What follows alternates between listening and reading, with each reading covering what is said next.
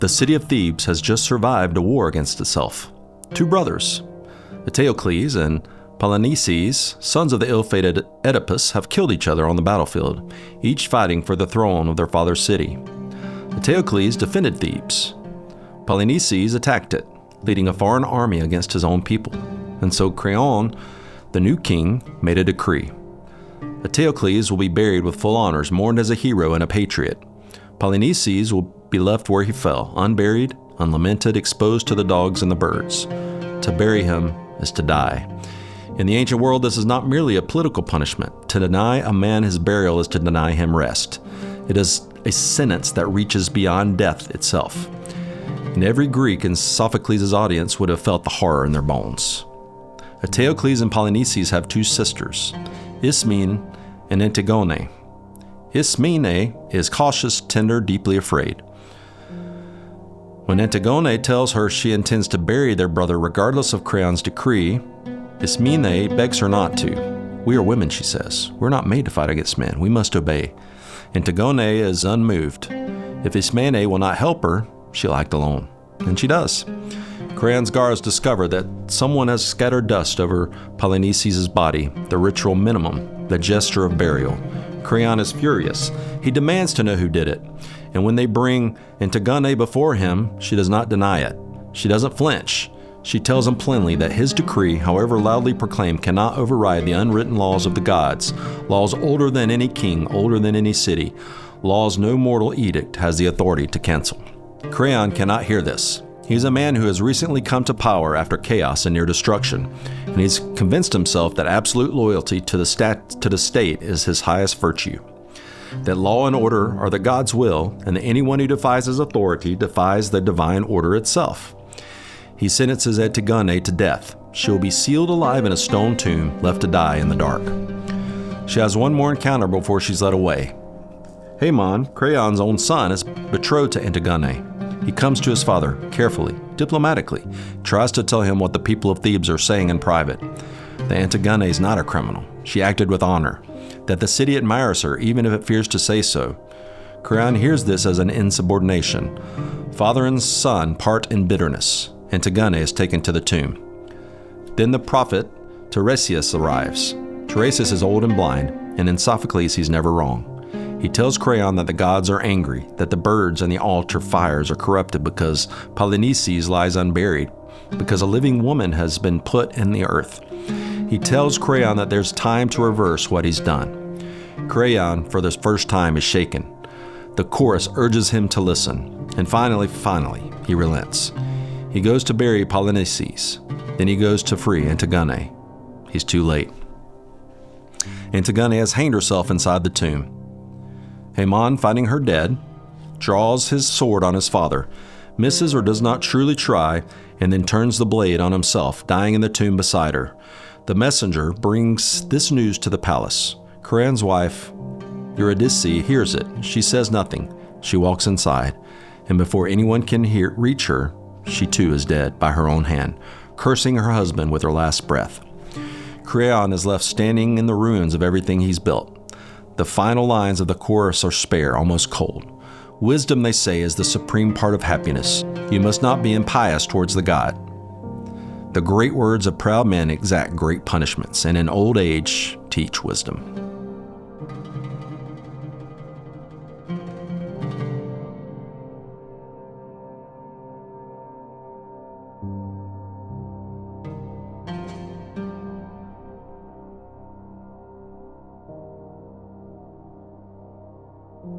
What's up, guys? Thank you for joining us on another episode of Covenants and Kingdoms. I am your co-host, Brad, along with... Hey, guys. I'm Nathan. Nice to see you again. As always, and we're happy to continue Genesis with you. We're in chapter 38 today, right? And interesting story to open us up. What was that from, Nathan? That's Sophocles' Antigone. Okay. It's a play, tragedy. It's a Greek tragedy. Yeah. From Sophocles. Clearly. And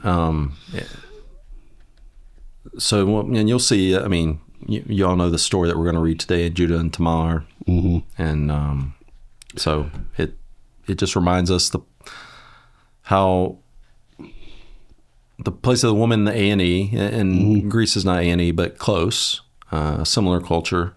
And so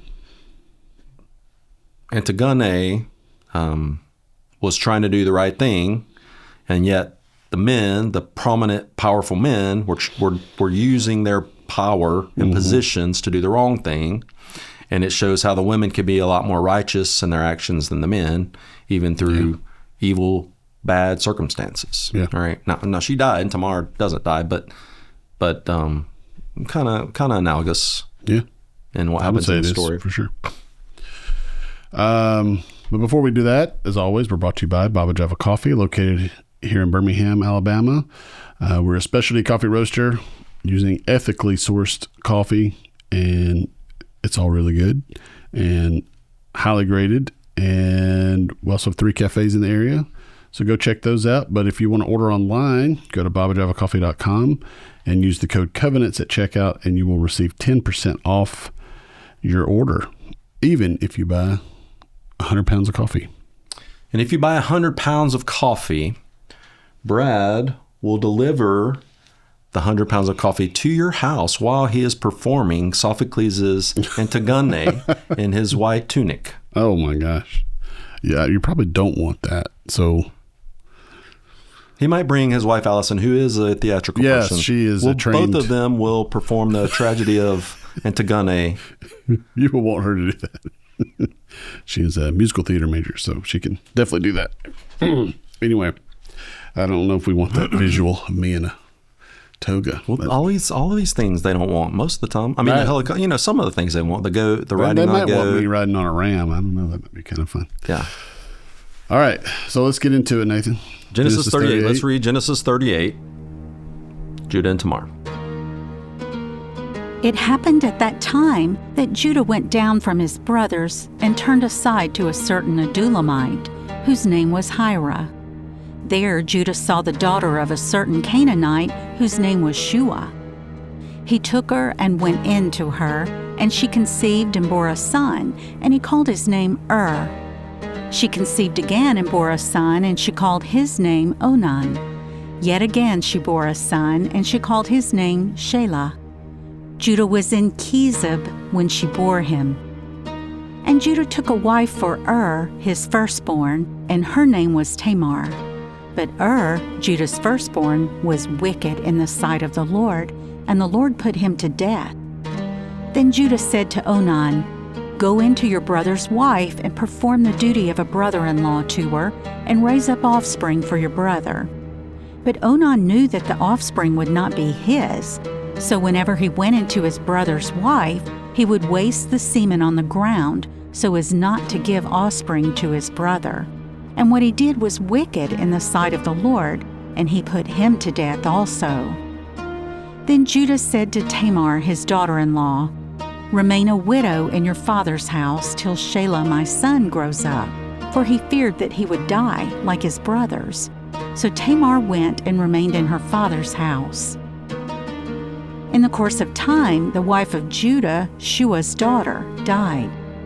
When Judah was comforted, he went up to Timnah to his sheep shearers, he and his friend Hira the Adulamite. And when Tamar was told, "Your father-in-law is going up to Timnah to shear his sheep," she took off her widow's garments and covered herself with a veil, wrapping herself up, and sat at the entrance to Enaim, which is on the road to Timnah. For she saw that Shelah was grown up, and she had not been given to him in marriage. When Judah saw her, he thought she was a prostitute, for she had covered her face. He turned to her at the roadside and said, "Come, let me come in to you," for he did not know that she was his daughter-in-law. She said, "What will you give me that you may come in to me?" He answered, "I will send you a young goat from the flock." And she said, "If you give me a pledge until you send it." He said, "What pledge shall I give you?" She replied, "Your signet and your cord and your staff that is in your hand." So he gave them to her and went in to her, and she conceived by him. Then she arose and went away, and taking off her veil, she put on the garments of her widowhood.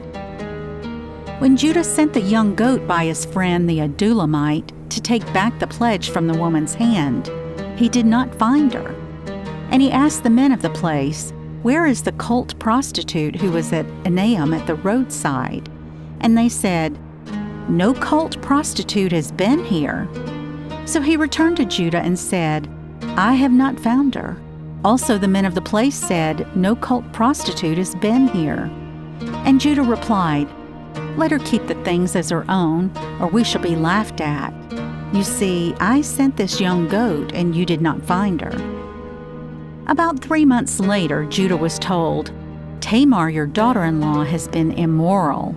Moreover, she is pregnant by immorality." And Judah said, "Bring her out and let her be burned." As she was being brought out, she sent word to her father-in-law, "By the man to whom these belong, I am pregnant." And she said, "Please identify whose these are, the signet and the cord and the staff." Then Judah identified them and said, "She is more righteous than I, since I did not give her to my son Shelah." And he did not know her again. When the time of her labor came, there were twins in her womb. And when she was in labor, one put out a hand, and the midwife took and tied a scarlet thread on his hand, saying, "This one came out first." But as he drew back his hand, behold, his brother came out. And she said, "What a breach you have made for yourself." Therefore his name was called Perez. Afterward, his brother came out with a scarlet thread on his hand, and his name was called Zerah. So again, we're in the last part of Genesis. This is the home stretch, okay? And these last 14 chapters, we're in the Joseph's narrative, okay? And it's brilliant literature. It really is. Joseph is the main protagonist, the beloved son sold into slavery, rising to power in Egypt, saving his family. Yet in this narrative in Genesis 38, we see this really weird story kind of thrown in there. It seems random, yes. 37, we see Joseph and the beginning of his story. 39 to 50, we see all the stuff that happens in Joseph's life and the Bnei Israel. And then in 38, we just see this random story of Judah and Tamar thrown in. So anyway, many people have wondered why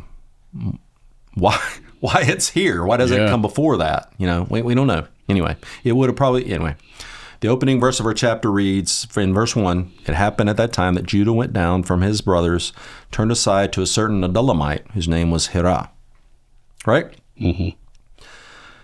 The phrase "at that time," Wayehi ba'ed hahi, is a transitional formula that links what's directly to the events of Genesis 37. In Genesis 37, Judah, remember, he's the one that led the brothers in the decision to sell Joseph. "Come, let us sell him," in verse 27, sell him to the Ishmaelites. He was the instigator of that betrayal, okay, and profit from the 20 pieces of silver. Immediately after that act, we kind of follow the narrative of Judah, not Joseph, to observe what the sin has produced in him and around him and his family, okay? Mm-hmm. So some of the commentators will note that the phrase "went down," yarad, is laden. Okay, Judah went down from his brothers and turned to a certain Adulamite. Yarad is laden with theological emphasis in Genesis. It's that the verb used when Abram goes down to Egypt in a moment of faithlessness, and it reappears when Jacob goes down to Egypt to save his family. Right? Here Judah goes down, Yarad, from his brothers geographically from the hill of Hebron, the Judean hills there, the highlands, toward the Shephelah. But the verb also signals a moral and spiritual descent, okay? He's separating himself from this covenant community, okay? So he went to a certain Adulamite. So Adullam, we see Adullam in the Bible in several places. We see it here, okay? It's in what's called Shephelah, from the highlands of Judah down into the Shephelah, the lowlands area. Okay. And so this is a place where we see David and the David and Saul narrative. If we ever get there, we'll see that, where David hides in the cave of Adullam. Okay. in some of the Psalms. We see it in 1 Samuel 22, 1 Samuel 23. This is the cave where he and his guys hide. We see it in 2 Chronicles 11. Rehoboam fortifies this city. In Joshua, we see this is one of the cities that's listed as a conquest of Canaan, the Canaanite city. It's also the place of refuge for David from Psalms 57 and Psalms 142. So it's a place associated with David's time, and it's highlighting prayer and reliance on God during distress. Gotcha. So Adulamite, it's a guy from this area called Adullam, this Canaanite city. Okay, so he goes from the highlands of where Hebron is down to the Shephelah where Adullam is. That's kind of where he's going here. All right, and this guy's name is Hirah. Okay? Yeah. Judah saw the daughter of a certain Canaanite whose name was Shua. He took her and went into her, and she conceived and bore a son, and he called his name Er. Okay, we're going to get into that later. All right. So in Genesis 37, Judah conspired. We see this kind of structural crossing, this crossroads. Okay. We see in Genesis 37, Judah is conspiring against Joseph. We talked about that in the last episode. Robe was dipped in blood. They sold him in slavery. The deception of their father Jacob. He was in distress because he thought his son was dead. Genesis 38.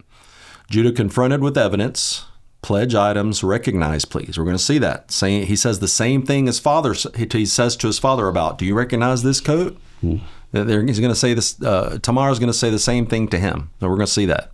Genesis 39, Joseph in Egypt, garments are used in deception when he's with Potiphar's wife. We're going to see that too. Faithfulness under pressure. Okay. So in Genesis 38, some of the Sarna draws attention to one of the most chilling verbal parallels in biblical literature.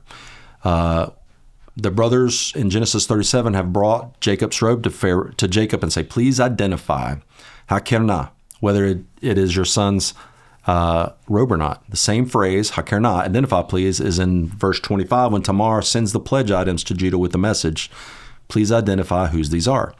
In both cases, the deception is exposed through physical objects. Okay? In Genesis 37, Judah deceived his father Jacob.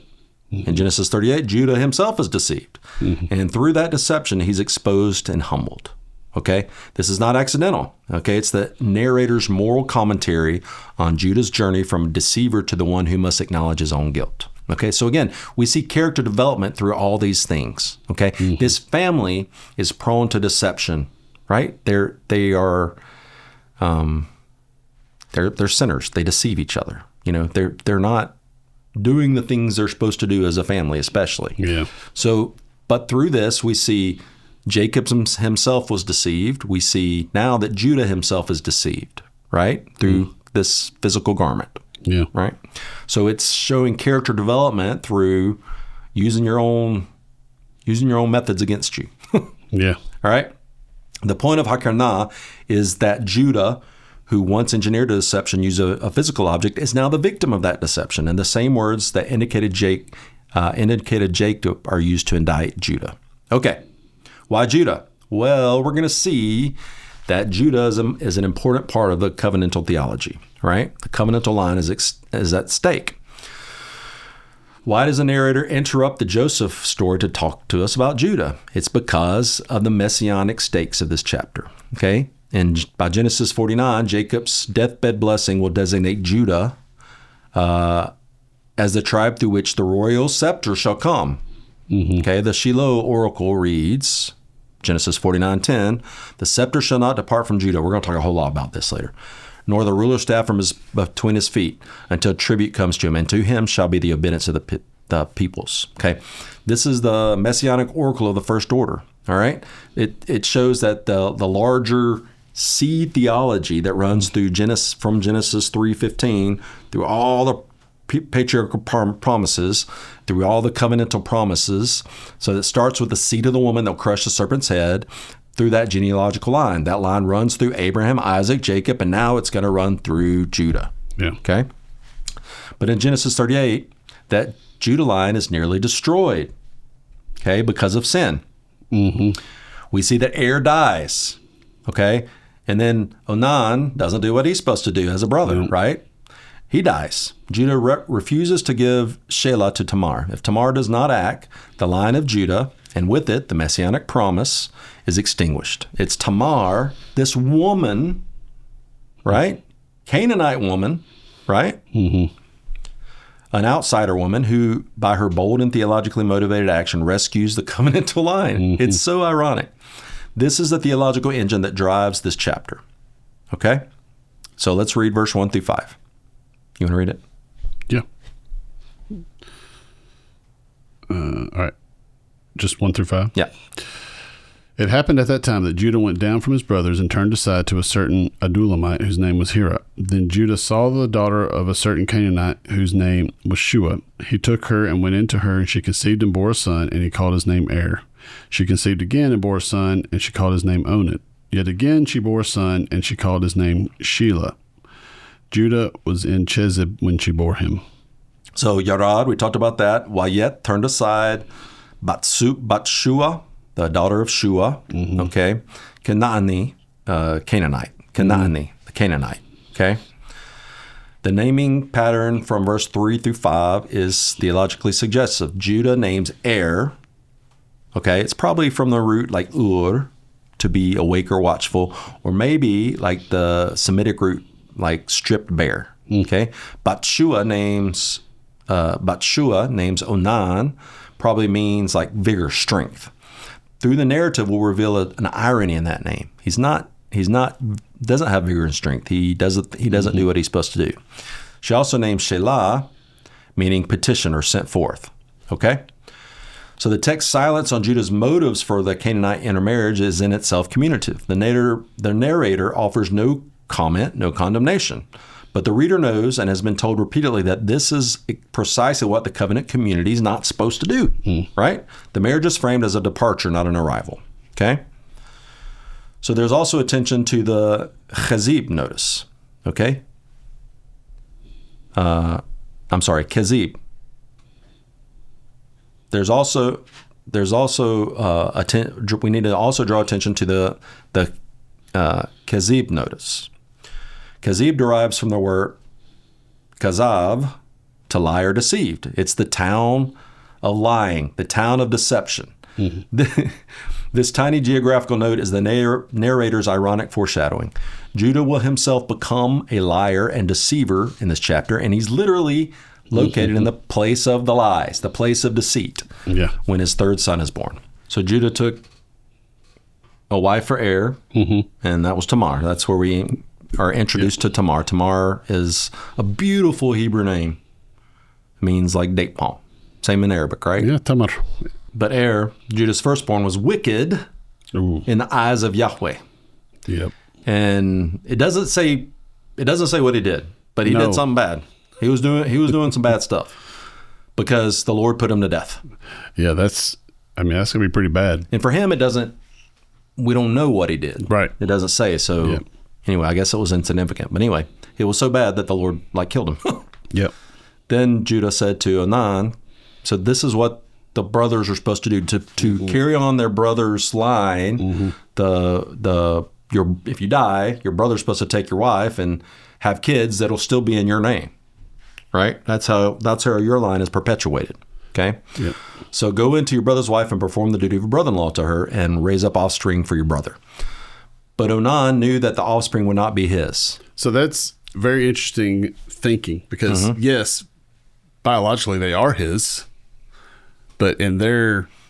It would be his brother's. And culturally, children. it would be his brother's. That was just what he was supposed to do. Yeah. That's what brother-in-laws are. That's what brothers are supposed to do. Yeah. If their brothers die, they're supposed to have kids with the wives, and that would be the brother's kids. Yeah. Which is just really super interesting. It is very interesting. The culture is just like completely different than what we do. But that's what they're supposed to do. Yeah.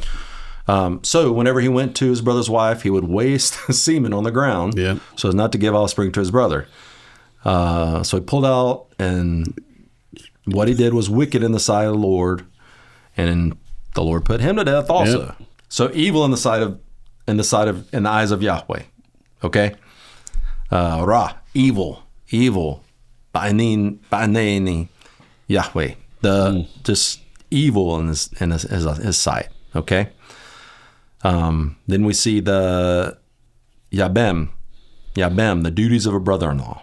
Okay. So in Deuteronomy 25:5 through 10, we see the duties of the brother-in-law. Okay. So this is codified. Again, we see this over and over again. Yeah. There's no law There's yet. no codified law at this point, but they know what they're supposed to do. All right. Yeah. So the law is codified later and after the Exodus, right?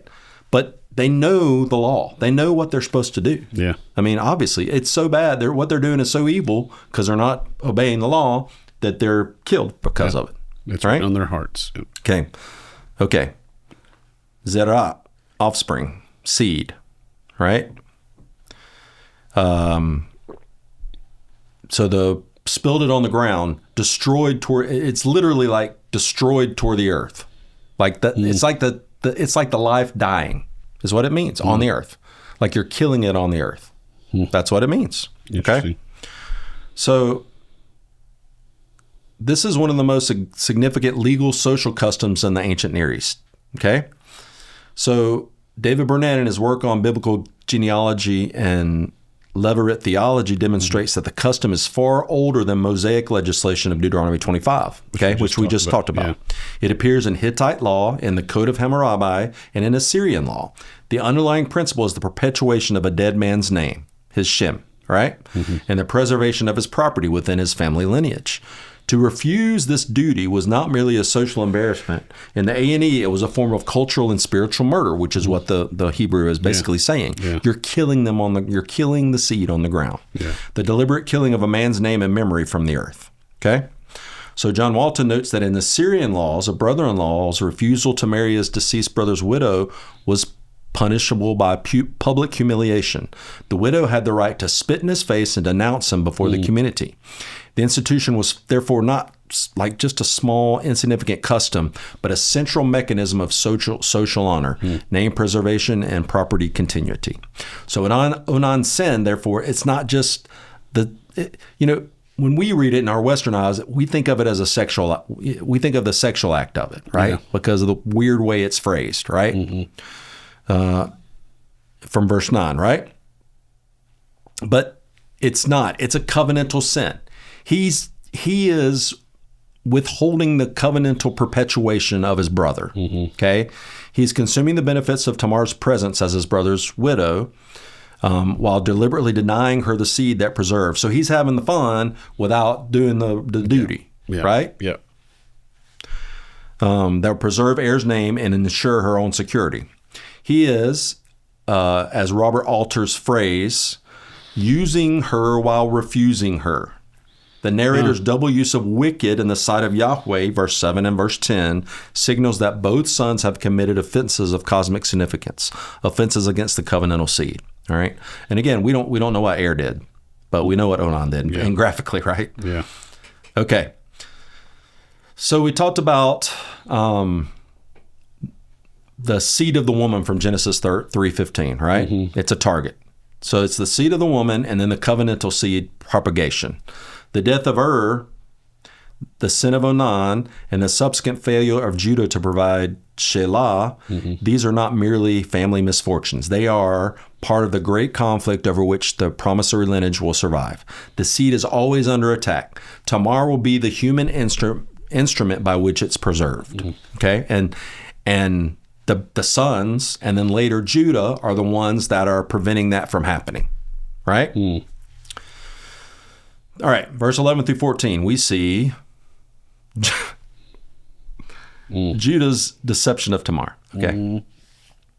Then Judah said to Tamar, his daughter-in-law, "Remain a widow in your father's house till Shelah, my sons, grow up." For he feared that he would die like his brother. So Tamar went and remained in his father's house. Okay. Yehi alamanna, remain as a widow. Okay. Alamanna carries an enormous social weight. Widows in the A&E were among the most vulnerable persons in society. Okay? Lest he die. Okay? Pen yamut. Judah's fear is understandable, but his solution is unjust. He withholds Shelah while consigning Tamar to social limbo. Okay?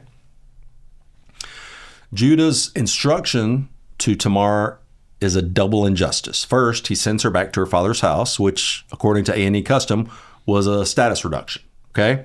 A widow in her father's house was not a full member of either the birth family or the marital family. She basically was between families. She didn't have a place. This is social suspension. Second, Judah has no intention of honoring his promise, as we see. The narrator tells us directly, he feared that he would die like his brothers. Okay.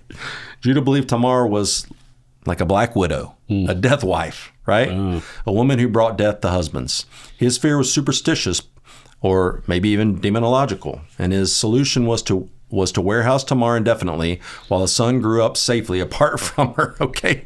I mean, and I get it, I get it. The women are the weak ones are going to be the ones blamed for everything, right? So, this son died, then this son died. And he doesn't necessarily know. He doesn't have the scriptures to tell him what he was doing. He doesn't necessarily know. It doesn't say the Lord revealed to him that. It doesn't sound like Judah's that close to the Lord. No. Okay? From all the stuff going on so far. Clearly, his actions later. So he ain't talk. He's not. Doesn't see he's having dreams or having divine interventions in his life. So, so basically, what he's doing, it's the crux which drives the entire remaining narrative. She's legally bound. She can't marry another man without Judah's release. Right. But he's basically holding her hostage. She has nowhere else to go. She's technically promised to Shelah, but Judah has no intention of releasing Shelah. Tamar is kind of trapped between the two covenantal obligations that are kind of in contradiction. She's Shelah's wife, right? But she's no one's wife in reality, right? She is a woman rendered invisible by the covenant community's failure. All right. So in the course of time, the wife of Judah, Shua's daughter, died. And when Judah was comforted, he went up to Timnah to his sheep shearers. He and his friend Hira, we've met him before, the Adullamite. And when Tamar was told, your father-in-law is going up to Timnah to shear his sheep, she took off her widow's garment and covered herself with a veil, wrapping herself up, and sat at the entrance of Enaim, which is on the road to Timnah, for she saw that Shelah was grown up, and she had not been given to him in marriage. Okay? So she had the widow's garments on. She covered herself with a veil. Okay, it's not like the face veil. It's a distinctive garment. The ambiguity is the central to the plot. Okay? The entrance of Enaim, literally the opening of the eyes. Okay? Petach Enaim. Petach Enaim. Okay? The opening of the eyes. A brilliant irony. It's an eye-opening place, literally. Judah's eyes are famously not opened, okay? Yeah. So Petach Enaim, two springs or eyes, is one of the great ironies in the Bible. Okay? It's eye-opening. Okay? The place of vision that Judah fails to see. He doesn't recognize Tamar.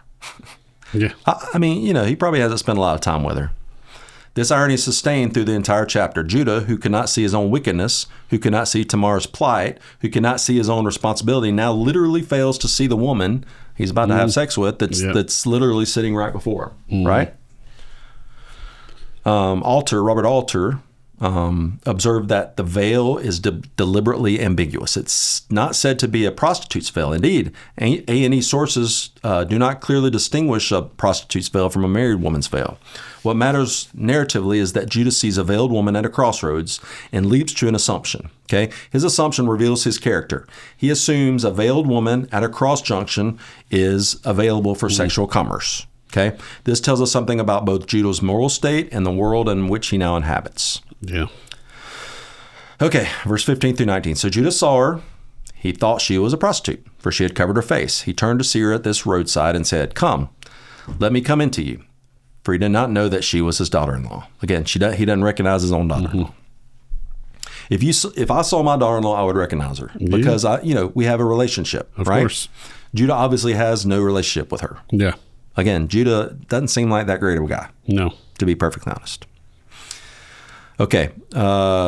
She said, "What will you give me that you may come into me?" He answered, "I'll send you a young goat from the flock." And she said, "If you give me a pledge until you send it." He said, "What pledge shall I give you?" She replied, "Your signet and your cord and your staff that's in your hand." So he gave them to her and went into her. and she conceived by him. Then he arose and went away, and taking off her veil, she put on her widow's garments again. Okay? She's tricky. That's right. So she's a zonah, or he assumes she's a zonah, a prostitute, right?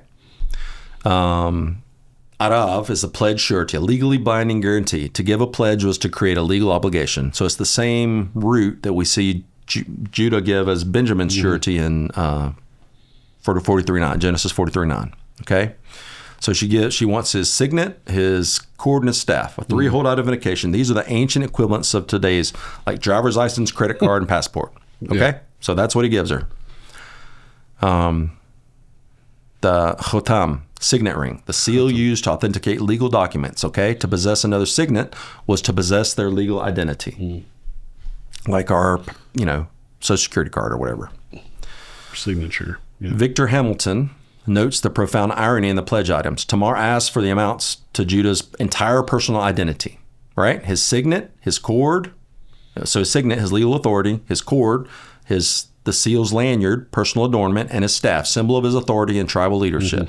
He gives it all up for one night of sex, one time of sex, right? He has in effect surrendered himself. These items will become the instruments of his exposure and judgment. Okay. John Walton observes that the kid goat, okay, Gadi Azim, as payment is ironic. There was a goat kid whose blood was used to deceive Jacob in Genesis 37. All right. Judah once used a goat skin to deceive his father, or now he promises a goat as a payment for what he believes is a prostitute.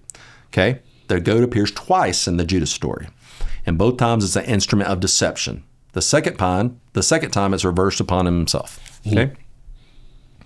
Zonah versus Kedeshah. Okay, this is one of the most exegetically significant distinctions in the chapter. Okay, we got to talk about this. Judah encountered Tamar. The narrator calls her a zonah, an ordinary prostitute. Okay, we see that same terminology in Hosea. Okay.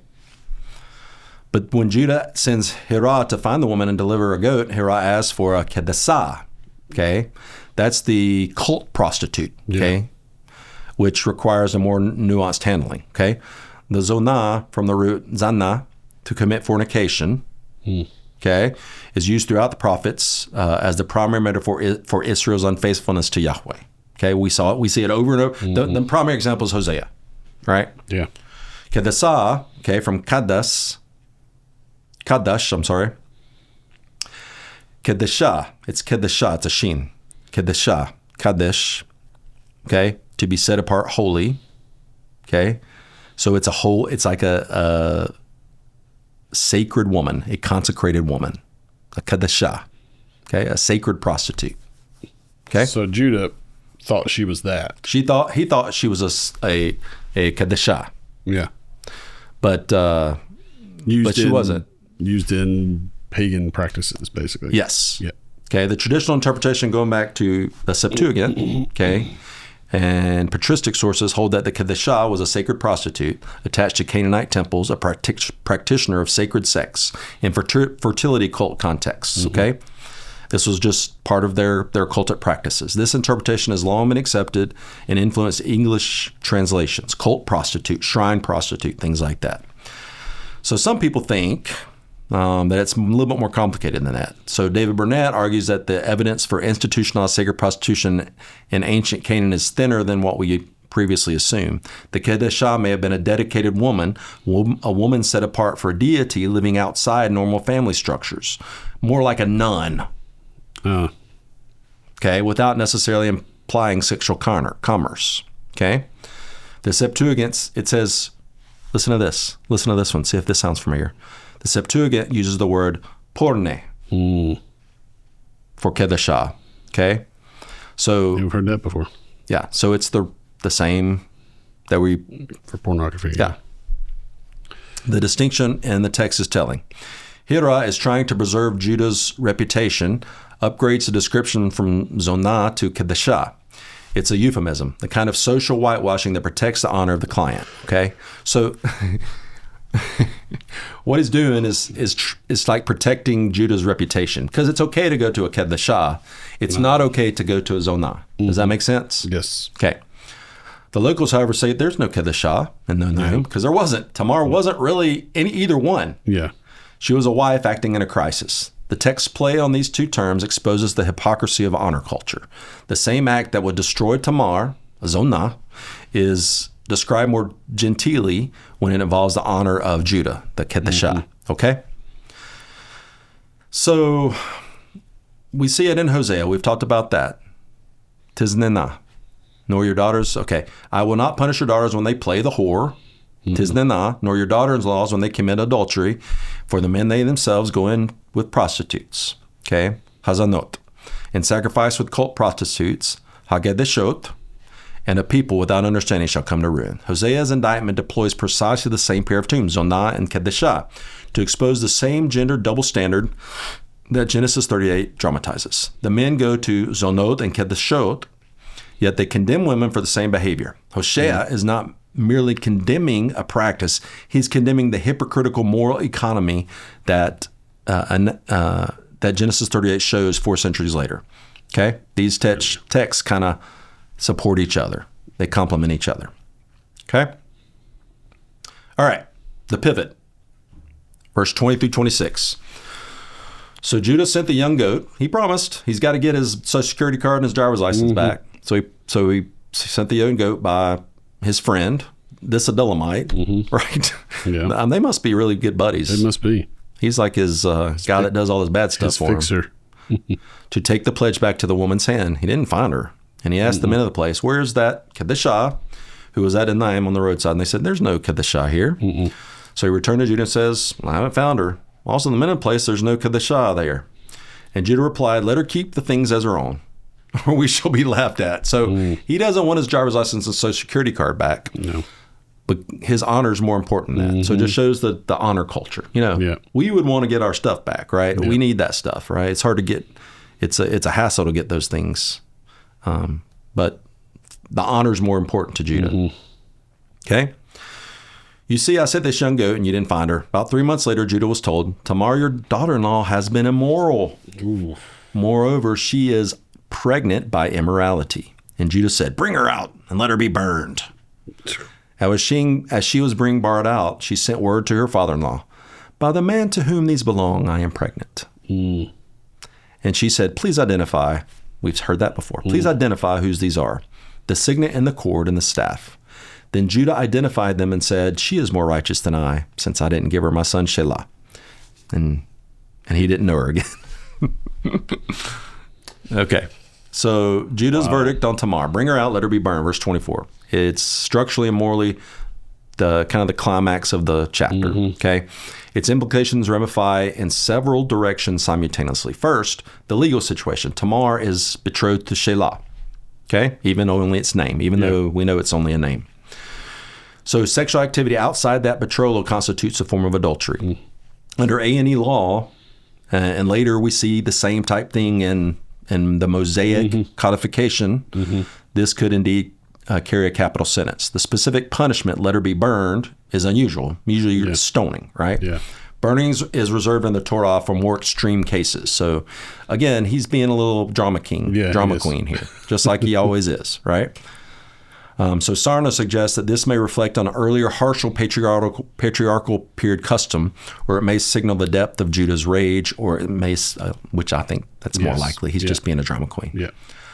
Second, the patriarchal power. Judah has authority over Tamar as her father-in-law and is the head of the household in which she's attached. He acts as the judge. There's no appeal process. There's no due process. He says burn her, and she will be burned unless something extraordinary intervenes. So what intervenes is not a plea for mercy. It's a legal presentation of evidence. Okay, hakerna. Again, we see the hakerna, right? So she doesn't confess. She just sends the pledge items. Please identify, hakerna, whose these are, the signet and the cord and the staff. The same words that Jacob heard when his sons brought Joseph's bloodied robe now fall on Judah's ears. It's an act of legal and moral jujitsu. She's not defending herself, but exposing him. Okay?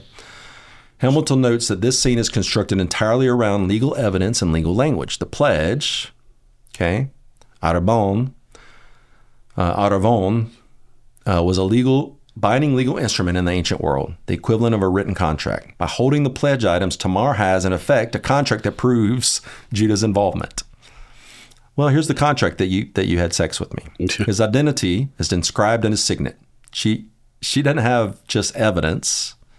That's his name. That's his identity. Yeah. Okay? That's it. So the confession, tsedeq. So she is more tsedeq. We've talked about that. And righteous. She's more righteous. Tsedeq than I. Memini. Tsedeq memini. Since I didn't give her my son Shelah. Okay? Tsedeq memini. She's more righteous than I. It's a comparative use of the word tsedeq. Okay? Relational covenantal righteousness. And it's not just moral purity, but covenant faithfulness, just like what we've talked about many times before. Doing what is right, required by one's relationships and obligations. Okay? This Hebrew root, tsedeq and tsedeq, are most important, or among the most important in biblical theology. Yeah, we've talked about that so many times, so we're not going to go into that right now. Righteousness is not some abstract moral ideal, but it's a standard of behavior that's required for your relationships. Okay? Which we've, again, covered many times. Y'all know how important it is in biblical theology.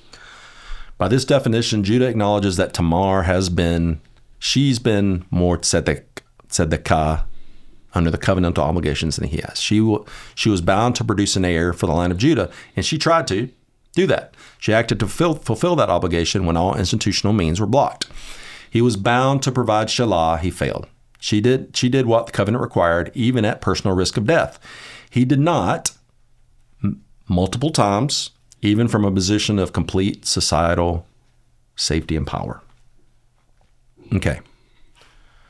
So this is Judah realizing, again, it's character development.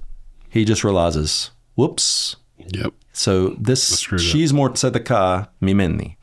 He's basically saying, yeah, I didn't do what I was supposed to do, but you did. Yep. So it is getting caught, right? I mean, he's busted, but he's also confessing that because he uses that tzedeq mimeni. So he uses righteousness. Okay. So this is not merely a personal virtue. It's a cosmic act. She preserved the seed, the line of Perez, the line through which David and ultimately the Mashiach will come. It exists because Tamar refused to accept the death of the covenant promise. Her tzedeq is inseparable from the larger drama of this redemption and covenantal history. Yeah. All right. So 27 through 30, this is where Perez and Zerah. When the time of her labor came, there were twins in her womb. And when she was in labor, one put out a hand, and then there's twins in this family. I mean, Jacob clearly was a twin, right? One put out a hand, and the midwife took it and tied a scarlet thread around it, saying, "This one came out first." But he drew back his hand, and the other brother came out. And she said, "What a breach you've made for yourself." Therefore, his name was called Perez. Right? Perez. It's a tzadi. Perez, like tzedeq. Perez. From the word paratz, to break through, to make a breach. A name of an aggressive forward movement. Okay? Afterward, his brother came out with a scarlet thread, and his name was Zerah. Okay? From Zerah, to rise, shine. Like the sun rises, the sun comes out. Right? So she put the scarlet thread on him. It's just so weird. That birth story. Yeah, why would you put it doesn't make any sense. It's like, whoa, this one's first. Oh, this one's first. Let's make sure he is. Ooh, hold your hand. Hold still, little buddy. I've never seen twins born. I've seen 3 children born. I just can't imagine. And as you know, birth is like, it's a violent, disruptive, extremely messy process, right? Yes. So, and even more so back then. Even more so. Yeah. So, I mean, he sticks his hand out. Oh, let's tie that little scarlet thread. And then he pulls it back in. Who knows if that scarlet thread's still going to be there? I mean, there's all this stuff going on. And then the other one just shoots out. Like, that's the way I He's like, get out of my way. Exactly. It's just weird. It's all every time I read it, it's just always funny. So and weird. So we see this kind of birth reversal motif that we see throughout Genesis, right? Yeah. Over and over again. It's a theme. So the firstborn Which really, was he the firstborn? Yeah, I don't know. Yeah, like who is considered the firstborn? I mean, is it just the first one that sticks his hand out? I don't know. Or is like if you're in a race, it's the first one that whatever part of your body crosses the finish line, you win. Yeah. So I guess that's what they're seeing. Maybe that must have been the rule. That has to be. Is that still the rule? The first know. one that comes out, even if you come, like if you cross the finish line and then come back, you still win. I can stick my pinky out and then come back and I still win, right? Ask a Semitic person what the rule is. I don't know. But anyway, it must have been. All right. So anyway, we see this birth reversal motif. We saw it, the weird scarlet thread thing. Mm-hmm. So Perez appears in connection with the Davidic promise. In 2 Samuel 6:8, after Uzzah's death, on the threshing floor, David declares, Yahweh has broken through, Perez, against Uzzah with an outburst. And in the great promise to David in 2 Samuel 7, we see the imagery of God's aggressive purpose pervading. The name Perez, breakthrough, continues within it as a theology of divine initiative that breaks through human order, human expectation, and human obstruction. Okay? Mm-hmm. Mm-hmm. So Robert Alter argues that the birth scene functions as a narrative resolution to the entire chapter's tension. The chapter opened with Judah's going down, right? And within the covenant seed being threatened. It closes with the seed breaking through, literally, physically breaking through the expected order to emerge into the world. The seed through the chapter was trying to destroy, the chapter was trying to destroy is now born, and its name is Breakthrough. Mm-hmm. All right. The scarlet thread tied on Zerah's wrist has generated rich intertextual reflection. The same combination of terms appears in one of the most famous passages in Joshua. Okay, Joshua 2:18. Let's read that. Behold, when we come into the land, you shall tie the scarlet cord in the window through which you let us down, and you shall gather into your house your father and mother, your brothers, and all your father's household. So, like Tamar, Rahab is a foreign woman who shows greater covenantal faithfulness than the men of Israel around her. Yep. Both women are associated with scarlet threads. Both are ancestresses. That's ancestors. Yes, David they're ancestors of David and Jesus. Yeah. Okay. We're gonna talk about genealogy here in a few minutes. Both act with extraordinary courage and theological acuity in situations of crisis. Both are praised for their righteousness. Hebrews 11:31 and James 2:25. The scarlet thread is a symbol of life preserved under threat of death. In both cases, the life of the covenant community are typological markers. It points towards the blood that preserves, the Pesach, the crimson that covers sin, and ultimately to the blood of the covenant. The scarlet thread in Genesis 38 and the scarlet cord in Joshua 2 are part of this single theological tapestry, this metaphor of typology that we see even through the blood of Jesus. Okay? Okay, let's talk a little bit about other places we see this in the canon. So we talked about Hosea. So the Zana in Hosea with extraordinary... we've talked about that a lot. The theological move Hosea makes is to take the individual narrative of Genesis 38 and escalates it into a national scale. All of Israel has become Tamar at a crossroads here, but without Tamar's righteousness and for entirely different reasons, okay? So in Hosea 1:2, from the very beginning, when the Lord spoke through Hosea, the Lord said to Hosea, go take yourself a wife of whoredom, Zonanim, right? And have children of whoredom, for the land commits great whoredom. Okay? Yeah. Zanoah Tizne, for forsaking the Lord. The double use of this infinitive absolute is emphatic. The land is not merely straying, but actively, habitually, essentially constituted by its harlotry, by its infidelity. This is the prophetic escalation of Genesis 38. Okay? So in Genesis 38, it was a moment of individual sin, and grace, by Hosea's day, has become like the identifying characteristic of the nation. Okay? 4:12, my people inquire of a piece of wood, and their walking staff gives them oracles. For a spirit of whoredom has led them astray. They've left their God to play the whore. All right? This walking staff is not the same it's not the same word. Okay? It's a mokel versus a mate. But the conceptual irony is striking. In Genesis 38, a staff function is legal identification, revealing truth. In Hosea, it's a staff of false oracles. The object that reveals covenant faithfulness has become an instrument of covenant betrayal. That's part of how you can see that in Hosea. Okay. Joshua, Rahab, and the Crimson Thread. We talked about that a little bit before. It's one of the most remarkable intertextual pairings in the Bible. Both women are outsiders. Tamar's a Canaanite or whatever, and Rahab is definitely Canaanite. Both are associated with sexual commerce in the narrative. Okay. Both act with greater covenant faithfulness than the Israelite men around them. They're preserved through extraordinary circumstances. Both appear in the genealogy of Mashiach in Matthew 1. Right? Joshua 2:1, and Joshua the son of Nun sent 2 men secretly from Shittim as spies, saying, "Go view the land, especially Jericho." And they went and came to the house of Rahab. Okay? So she's a zonah. And she helps them. She helps them. All right? So a lot of people don't talk about this. Well, never mind. We're not going there. Okay. How do you meet a prostitute? So the spies went into the city. Yeah. How do they meet a prostitute? Well, you have to ask around. And befriend a prostitute. I mean, what are you saying? They bought her. Oh, I see what you're saying. Yeah. The first thing they did when they went into the city is they found the prostitute and had commerce. I mean, it's just... And they lodged there, yeah. They basically went to a brothel. They went to a brothel, found Rahab.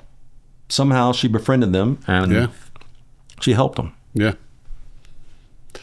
There's no other ways they would have befriended a prostitute besides that. Yeah. Okay, anyway. Jephthah, one of Israel's most, and the Judges 11, one of the most complex judges with a biographical note that resonates with Genesis 38. Now, Jephthah, the Gileadite, was a mighty warrior, but he was the son of a prostitute, Zonah. Okay? Ben Ashai, Zonah. So like Genesis 38, Jephthah is the product of an irregular union. His mother was a Zonah. Like Judah's legitimate sons, Gilead's legitimate sons drive out the irregular one. You shall not have an inheritance with our father's house, or you are the son of another woman. The parallels with Tamar's sons is pointed. Perez and Zerah's right to inheritance is also precarious. Yet it's Perez for his breakthrough son whose line produces David. Okay? An outsider, irregular, the one born in disgrace, being used by God for covenantal purposes in both cases. Okay? We see the same thing in Judges 14 through 16 in the story of Samson. Okay? Samson's visit to a prostitute in Gaza in Philistine territory echoes the Judah at the crossroads motif. The covenant man who goes down to the foreign woman and loses his identity in the process. Unlike Judah, Samson never makes a Judah-style confession. Yeah, he doesn't ever really turn it around. No. He kills a bunch of Philistines, but he doesn't ever turn it around. Ruth. Okay. Ruth. Again, in the genealogy of David and Jesus. Okay, Ruth. In Genesis 38, the story of the Levirate obligation refused by Onan and evaded by Judah. Then in Ruth, we see the story of Levirate obligation embraced. Okay, the keyword connections between the two texts are unmistakable. And Ruth 4:12, and may your house be like that of Perez, whom Tamar bore to Judah, because of the offspring that the Lord will give you by this young woman. Okay? Ruth explicitly invokes Tamar and Perez as the example of this faithfulness produced by blessed offspring. The women of Bethlehem bless Boaz and Ruth's union by appealing to Genesis 38, the very chapter we're studying, as a prototype. Okay? In its own reading in Genesis 38, the chapter is understood as a story of honor, faithfulness, and providential genealogy. The blessing, like the house of Perez, is a statement of high aspiration. Okay? All right, so and then further in Ruth 4:18 through 22, we see the genealogy from Perez to David. So it makes explicit what they were saying from verse 12 before. Okay? And then we also see because of that, and the line of the genealogical line, we see that it's similar to Rahab and also, obviously, for Tamar. Mm-hmm. Okay.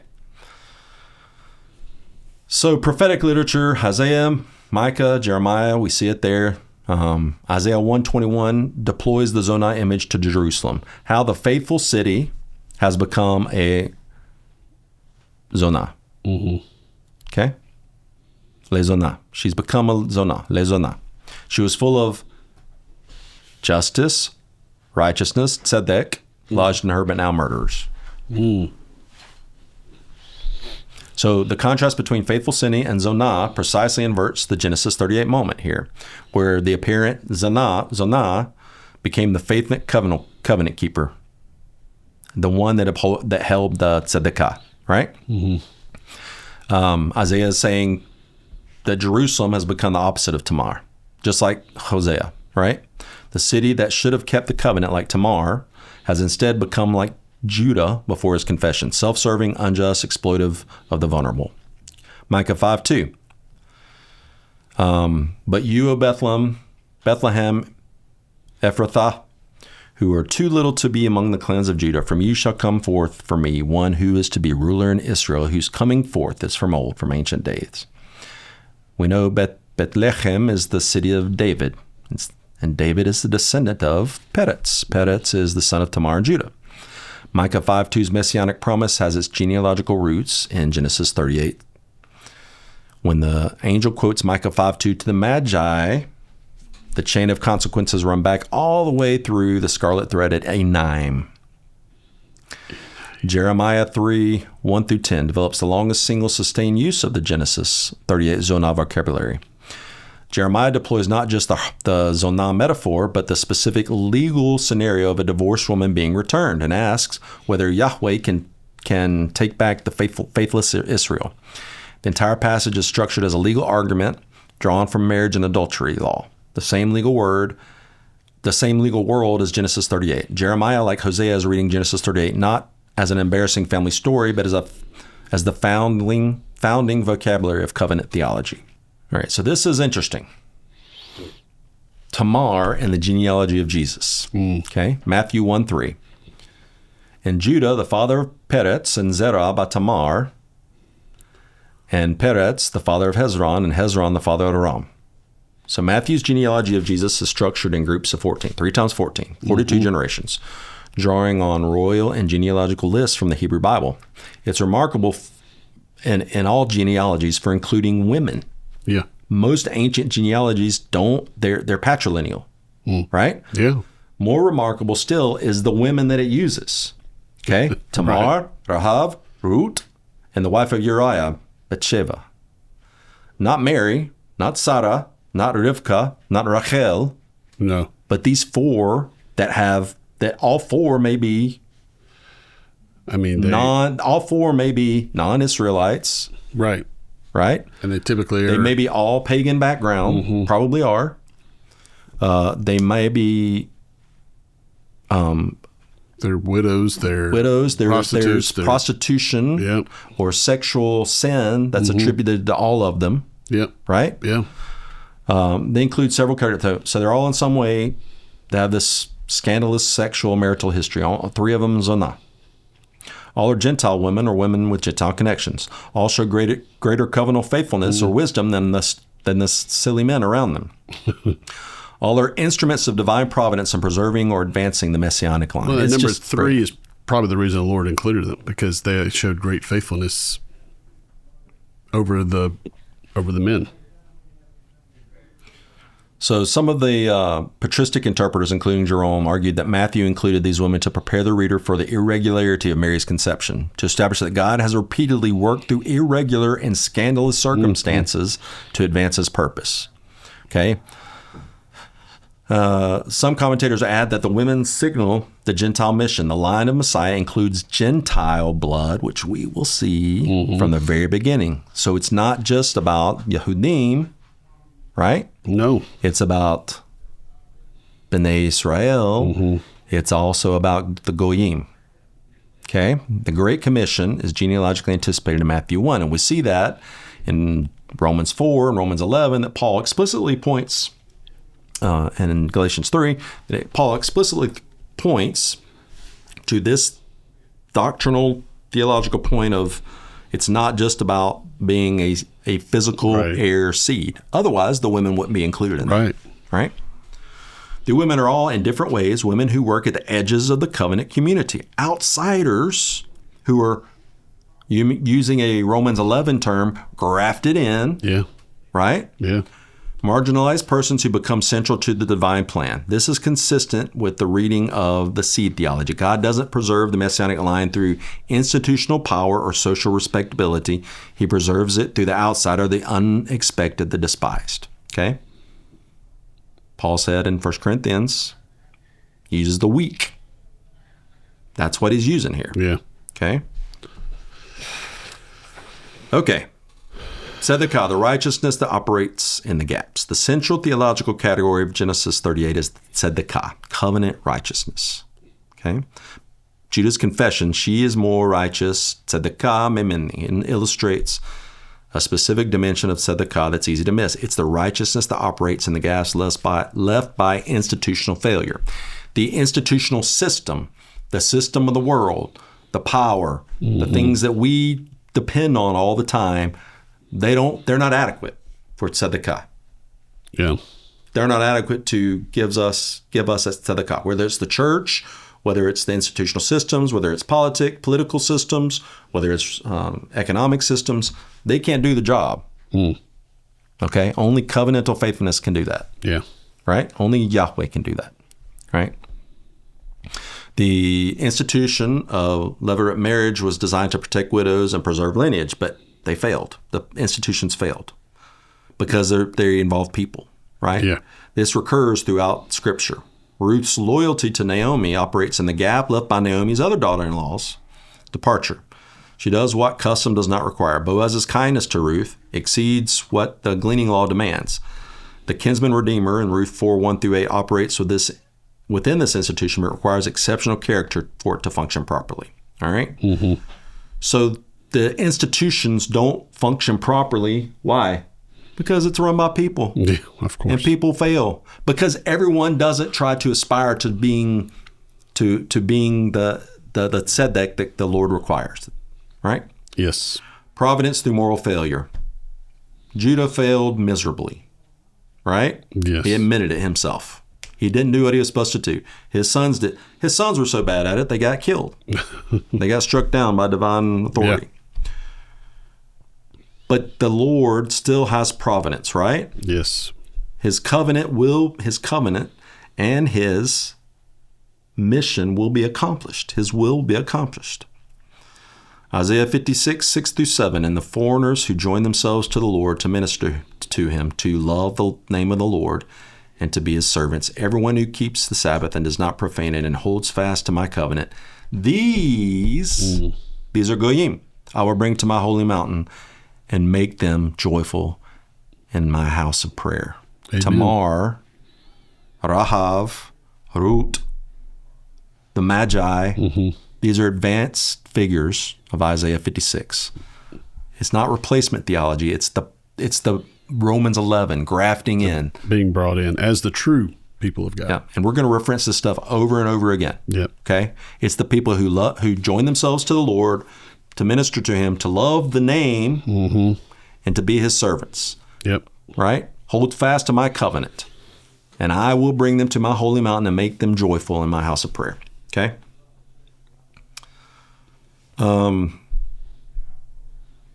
It's awkward to read Genesis 38 sometimes, right?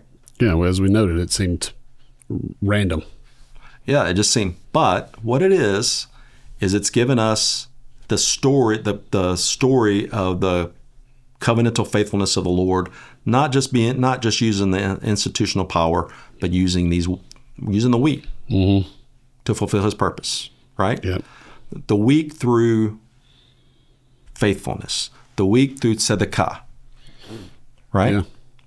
And so just like we've talked about Rahab and Ruth and others, It's the Lord using people that aren't even B'nai Israel. Yeah. That's what Romans 4 and Romans 11 is. Yeah. These people are being grafted into the covenantal promise. Praise God and for they're that. fulfilling the tzedekah that the Lord requires. Yeah. And praise the Lord for that, like you said. Thank you, Nathan, for that. And thank you guys for joining us. And it's awesome to see God working through humans. Thankfully that he does that. And we will see you next time on the next episode of Covenants and Kingdoms. Bye, guys. Have a good Thank day. you. Have a good one.